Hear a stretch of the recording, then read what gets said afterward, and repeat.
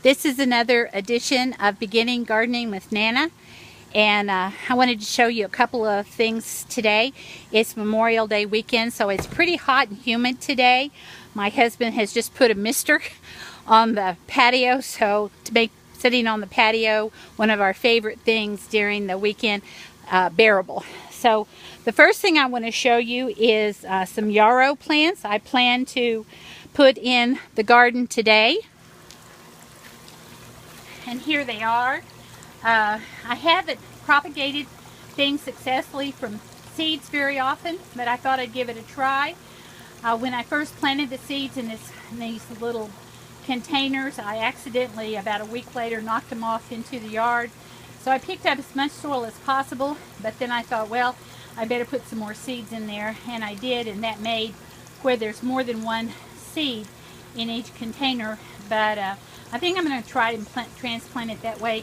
Many people say you should cut them back, but I have a hard time killing a baby plant. So anyway, I'm going to plant those today. The other thing I wanted to show you are some Stella Ora lilies I bought as just the roots of, not the lily itself blooming. I bought these last year at Walmart, and they didn't bloom at all the first year, which is sometimes happens, but look, they're very pretty this year, so I'm happy with that. Another thing I want to show you is all this loropa. I needed some more loropa to finish out the edge of this back garden, and I brought a friend of mine at work, Linda. I bought her some iron plant, and she gave me a couple of pots of loropa, so it's going to be enough to finish the edge on the back garden. So I'm glad of that. This week I planted a hardy hibiscus. I have 3 other hardy hibiscus already planted in various places in the yard.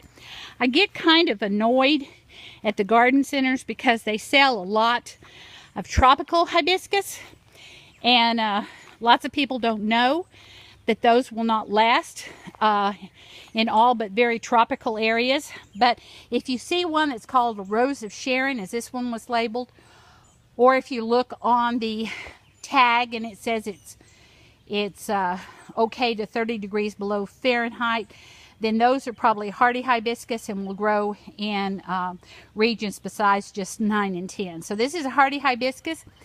I bought it when it did not have any blooms. It just had buds, and there is some of the buds are getting ready to bloom here. That's the better way to buy them. Sometimes you want to see what color the blooms are going to be, and so then that's a reason to buy them with the blooms on them, but they do better if you buy them in buds. While I'm back here, I want to show you the lilies that are finally blooming back here.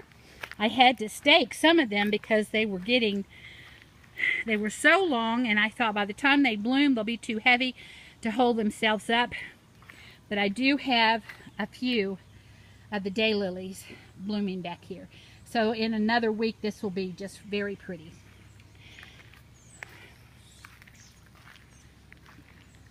One of the other things that I want to show you are the kind of the devils of the garden, and I have a lot of poison ivy.